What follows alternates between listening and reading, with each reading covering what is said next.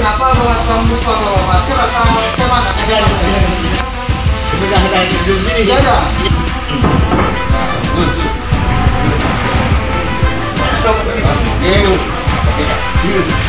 Terima kasih. Pastinya kami dari pihak kepolisian sama orang.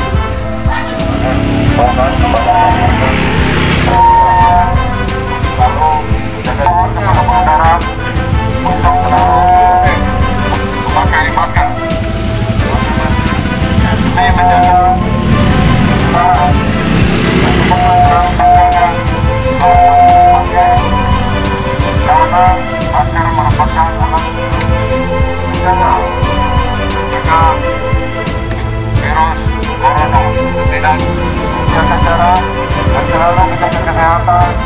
Kemudian memakai masker dan pelindung.